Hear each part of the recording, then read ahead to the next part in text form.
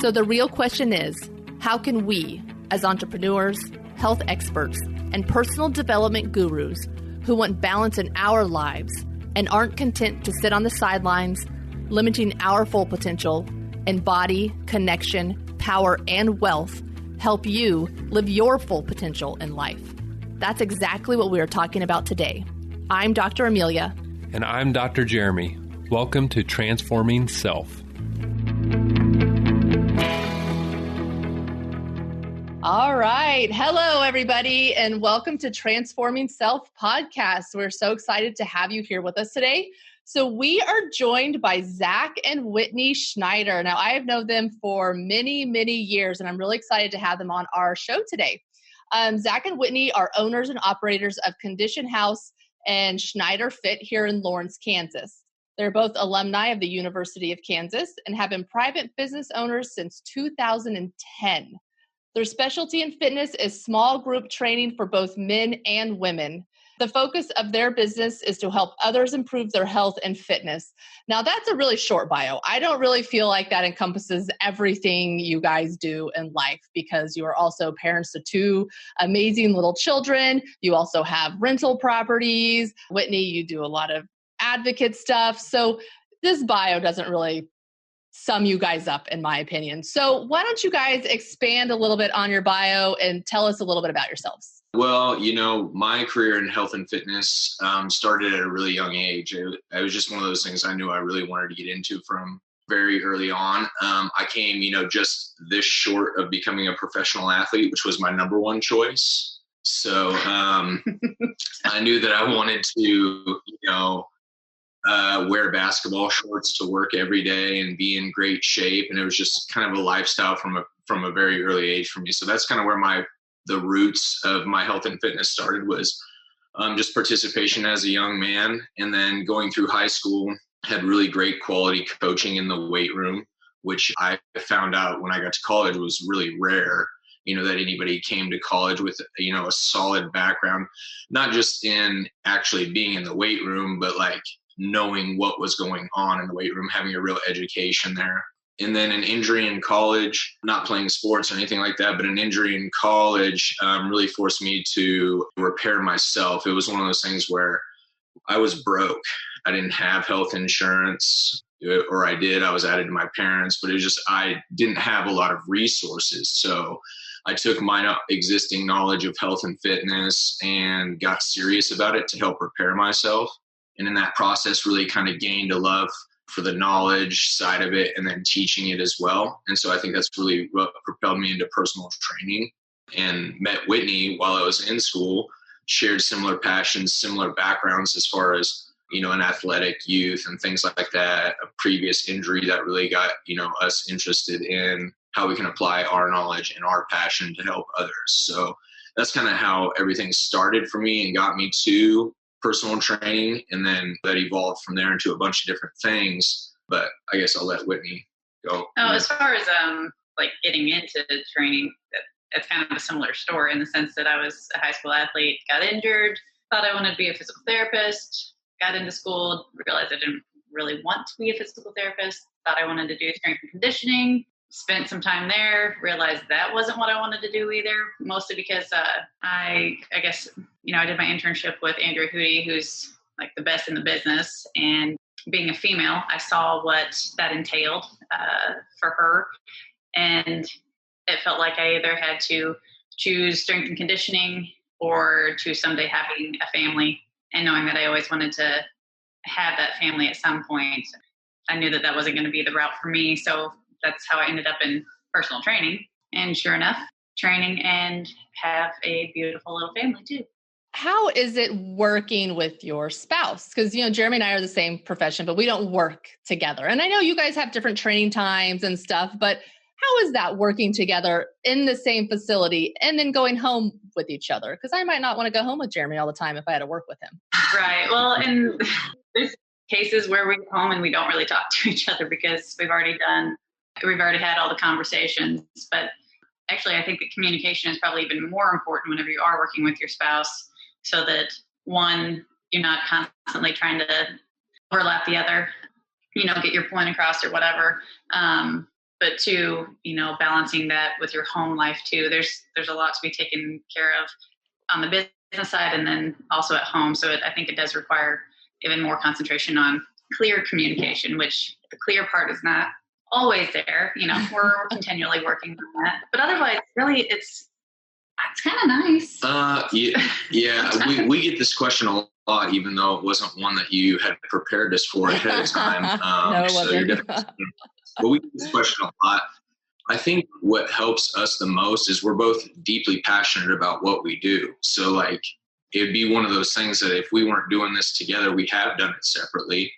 It's just that our vision for what we're trying to do with our business they co-align really well. I mean, and what she's really good at on the business side of things, I'm not as good at, and our strengths really complement each other. And it's a constant learning process, and we do communication is a huge part of that, but I think we enjoy communicating with each other too. So our conversations at home tend to go much more below the surface. We don't do that. How was your work day? Kind of, we ask each other that, but it's like, I know what her work day was like because I sat there and watched most of it, and she knows what mine is like. So we get past that stuff at home pretty quick. Some of the conversations get fun though, in the sense that, with health and fitness, it can get heated, because we're passionate about it. So oftentimes our conversations are like, yeah, I know, but did you know this and this? And, constantly interjecting of like what's either wrong or great. And I can never impress her with anything that I've done at work, which is a real bummer because she's like, hey, I know, I saw, I know. But I wouldn't have it any other way. We've tried it, not working together. We started working together at the KU Rec Center when we first started dating. Always before that, it was at that summer camp. Yeah, like 12 years ago. So before we were married, we've had a lot of practice at it too. Out of 12 years of being together, I think we've only worked apart two years. Maybe 2 of those years. So it's practice as well. But yeah, I think a lot of it has to do with the fact that we both really care about the work that we're doing and enjoy it. And so if we hated it, I don't think we'd get along nearly as well. That's not to say that there's not times where we don't butt heads. I think that, but at this point, and this far along with it, we've come to understand each other a little bit more. It's mostly constructive. Hey guys, I talk too. I thank you again for coming on our podcast. We're trying to educate people about business, about life, and a lot of it takes discipline and routine. And I see both of you fitting into that category. So this question goes for both of you. What is a quote, an affirmation, or mantra that you live by? Yeah, I'm the typical millennial, so I love inspirational quotes and stuff, but I'm old enough too to know that just sitting around and looking at them doesn't do you any good. So a couple of things I constantly think about are, you think you can or you think you can't, you're right, because I do think it all starts in belief. So whatever your goal may be, you have to believe that you can achieve it first, and that could be business, life, whatever it has to do, in the weight room, in regards to your own health.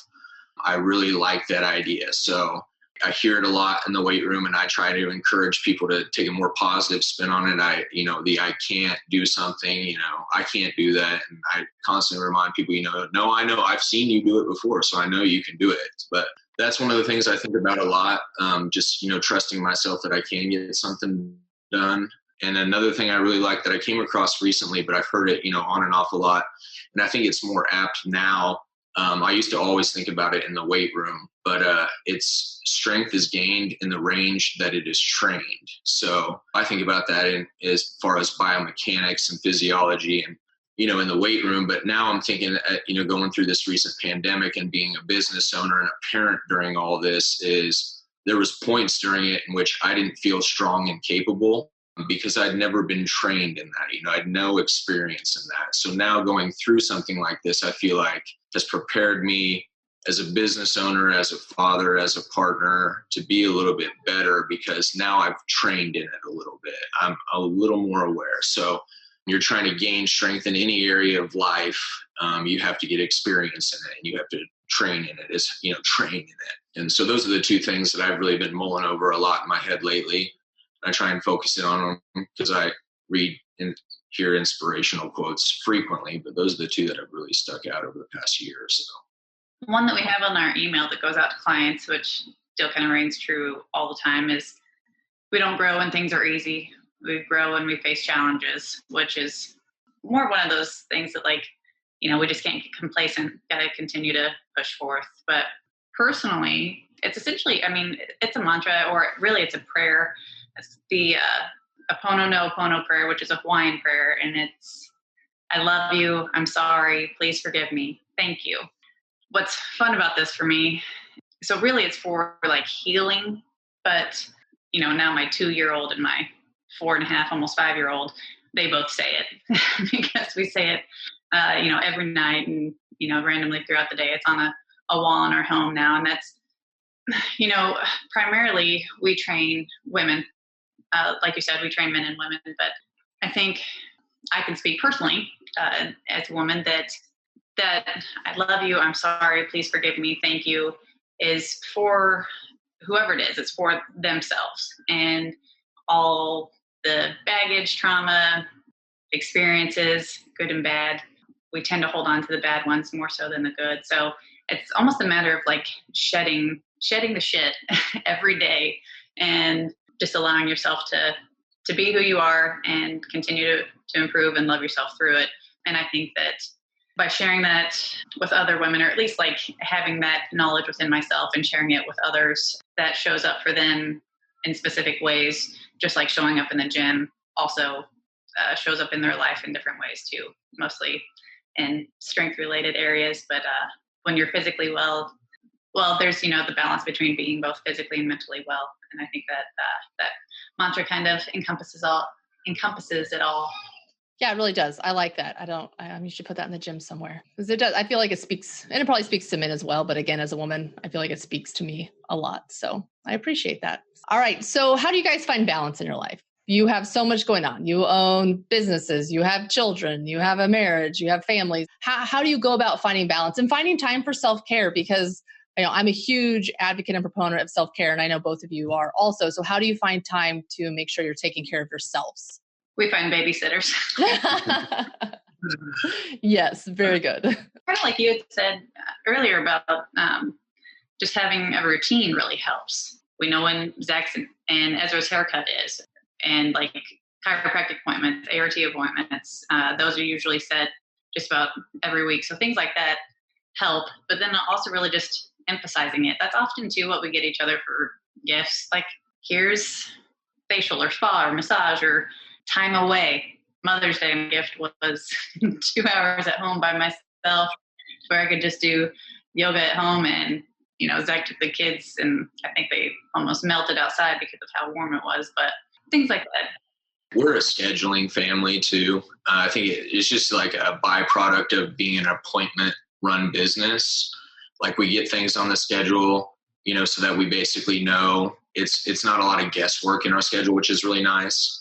I always harp on the word balance. This is my little soapbox on the word balance. I don't think a lot of people know what that means because they're not paying attention to the results of whatever they're claiming to bring balance. So I'm also a very results-driven guy. So I know that I'm falling out of balance based on the results that I'm getting for what I'm doing. So as a real easy example, I like to relate stuff back to the weight room just because it's easy and that's how my mind works.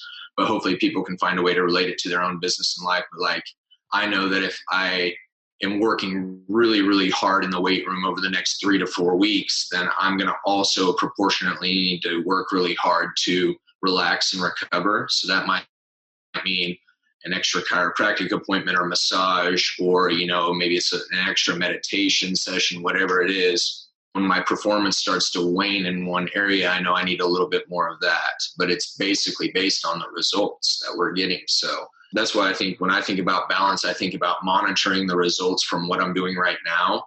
And if I want a little bit more balance or improvement in one area or the other, or I feel like I'm really falling out of whack, it's just adding a little bit of this and that. But the organized schedule goes a long way for us. Yeah, organization is definitely key for our household. But I'll tell you too that, it may seem very rigid in some aspects, but when we go on vacation, it's definitely okay, we're going to go to this spot, but we're going to do whatever. And we're going to wake up whenever. And we certainly try to let loose in that regard too, to where we're not trying to control everything all the time, but, control the things that we can within our power while we can. And then make sure to breathe throughout the day, I think, too. I think, too, people look at a really scheduled thing like that and they see a lot of control, whereas I see freedom in that. Like when you're really detailed about your schedule, then I know for sure I have this time set apart that I can relax and recover and enjoy my, whatever it may be, take a vacation. Whereas if it's helter-skelter, it's like you miss some of those opportunities where you could be really relaxing because you're disorganized. So I actually think extreme organization leads to more free time. And I actually like seeing that out on the calendar. Okay, I know a couple of days from now that I'm going to have a good chunk of time just to do whatever I want. So I can work myself a little bit harder now. So I get more out of the time that I'm working because I've scheduled that free time later. And then I can really relax during that because I know for sure I've gotten everything else done. So I look at the schedule as freedom, actually. But again, babysitters.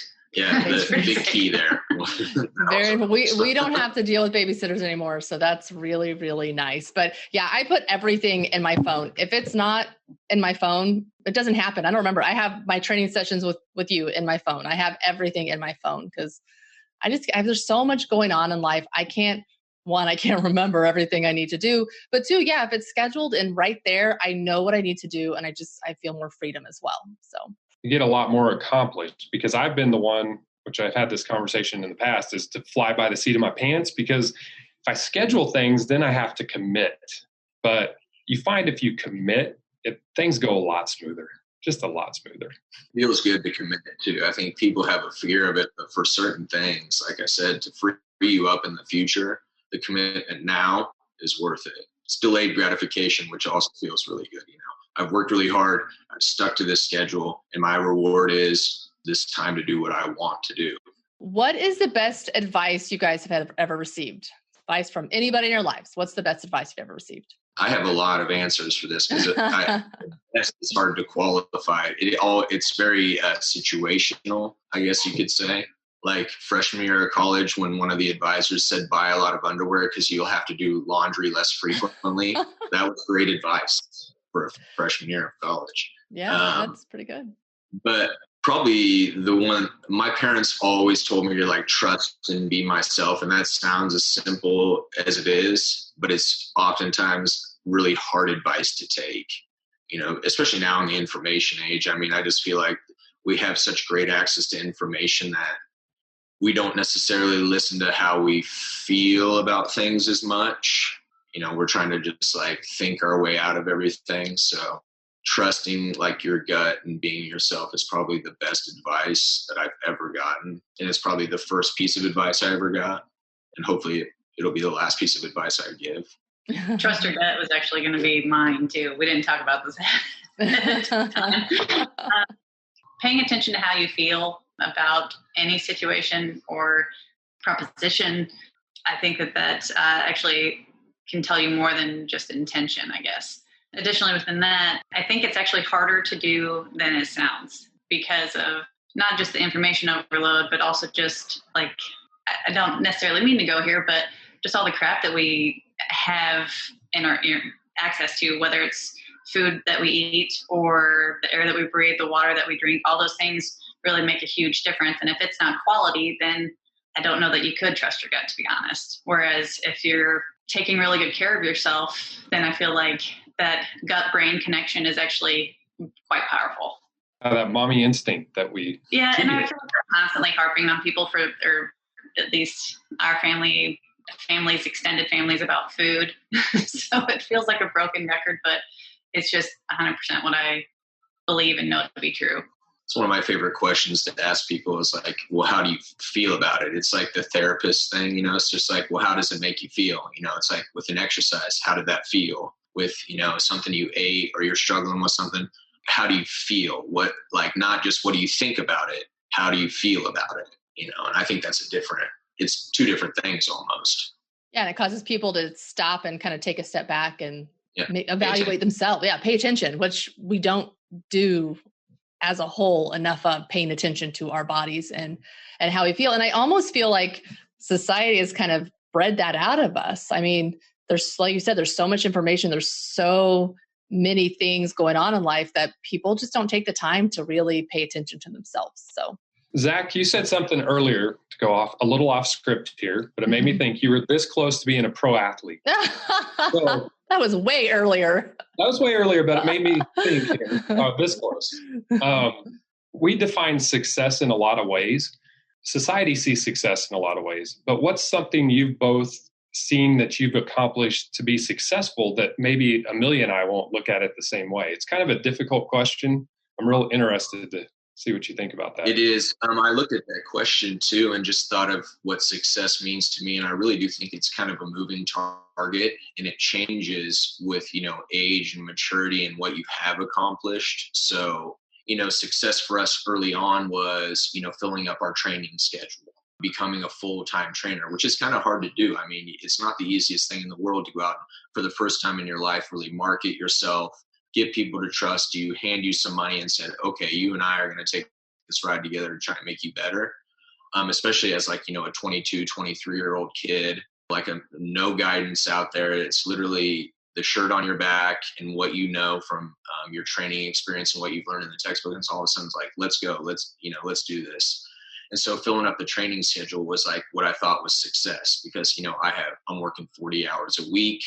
I'm seeing a bunch of clients. We're getting our bills paid. We're paying down our debts. Everything's moving in the right direction. So and after 3 or 4 years of that, it's okay, now what's success? Now success is going to be opening our own facility. That's the next step. And when we opened our own facility, I felt like we reached some level of success. But as you know, anybody that knows starts their own business and opens their own building, it's just the beginning of it. If you think that's the success, you're probably already in trouble. You got to do more than just get the doors open. You got to keep them open, and you got to keep it going. So reopening recently, that felt like a success, but that's not enough, so it's a moving target for me. But I feel like what ultimately success always I thought was doing exactly what you wanted whenever you wanted to do it. And I feel like for the career that I've chosen, that I am doing what I want to do. Maybe I would do a little bit less of it, and maybe I would make more money doing it, but I'm at least doing exactly what I thought I wanted to do and what I want to do.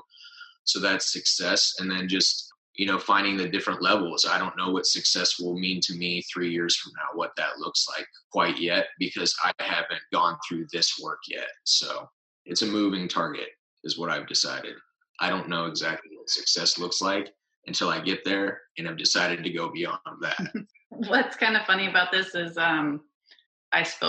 this was part of my speech at my high school graduation, and it's still, part of it is still true. And that was just that success for me is really gauged by my happiness, overall happiness. Graduating high school, pretty happy, that's successful. Going to college, graduating college, raising a family, owning a business, being part of a really great community.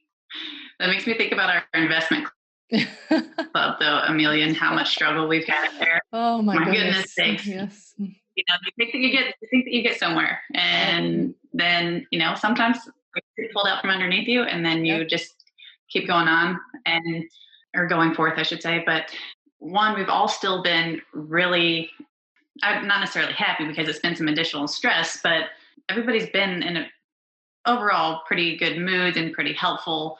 And again, we're getting pretty close to getting that all wrapped up. But for that, success will be getting it accomplished. So it's success, I'd say, is accomplishing things while finding enjoyment in it as well. It's a very abstract idea, I think, success. I mean, I wake up every morning fairly excited about what I'm doing. To me, that's a pretty strong level of success, whether that, represents itself financially or whatever. But if I'm waking up excited about the day, that to me sure feels like success in some way. And just to play off that real quick, I don't think that success is determined by a monetary value. We agree 100%. That's part of our core four. And when we talk about wealth, it's not just money. It truly is defined by happiness and doing what we want. That's real wealth. Spending time with people, having time to spend with the people you want to spend time with. I mean, that's the dream for us, I think, is being able to pick and choose who we're spending our time with and what we're doing with that time. Awesome. Well, to kind of wrap things up, you guys are a true power couple, is what we like to call it.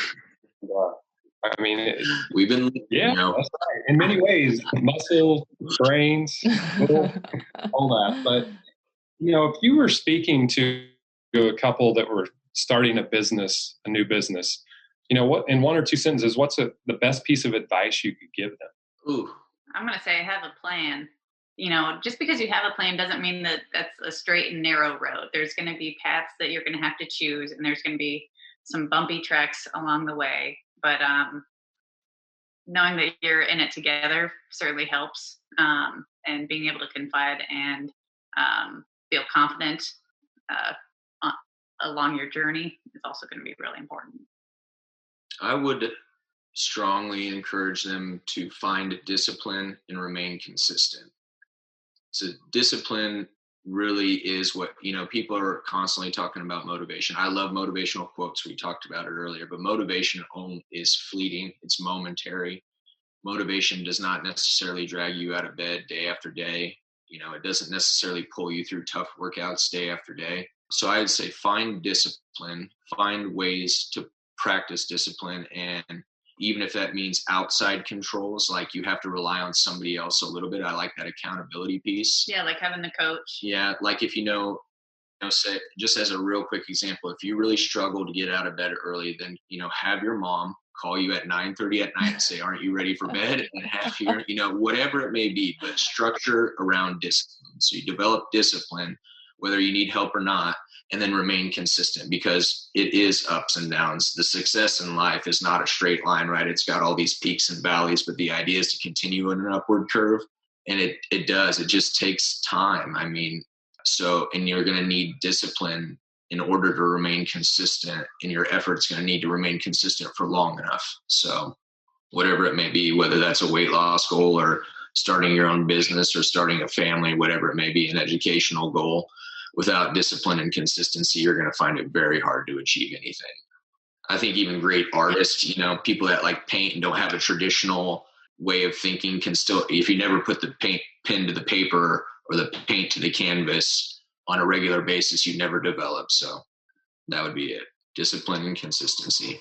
Great advice. Great advice. So we want to make sure that our listeners can connect with you. So tell us the best way for them to get a hold of you or contact you. We have a website for each of our training business. So conditionhouse.com. You can find us on there, information about us on there, directly email us is probably the easiest way, as well as schneiderfit.com. Those are new additions for us. This is the first time we've ever had a website or marketing. We've completely worked our businesses through word of mouth. Yeah, first time in 10 years. Yeah. So, I mean, when we talk about, we really put in the work. Do we really need it? Now I feel like we need it. So yeah, you can get a hold of us there at our websites, and I'm at Schneider Fit on Instagram. So I take direct messages of questions from people whenever they've got them. I like talking about all sorts of different things. Yeah, mostly email. We're both Whitney at Schneider Fit and Zach at Schneider Fit. So easiest and best way to get a hold of us if you're interested about what we got going on. Perfect. Yeah. Well, thank you guys so much. I've really enjoyed having you on and talking to you. It's good. It's good. You should check them out if you're in Lawrence, Kansas. I see you lifting those weights. Yeah. I know how strong you are. Yep. Yeah. Well, we appreciate it. I like the idea of getting people together to talk about what's important to them as far as their health and their whole world goes. It's a nice connection. So thank you.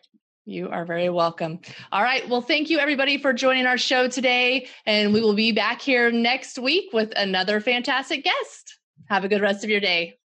Again, we want to thank you for joining us today. And we want to encourage you to join our Facebook group. We want to connect with you. We want to hear from you. And we really want to get an understanding of what's happening in your lives.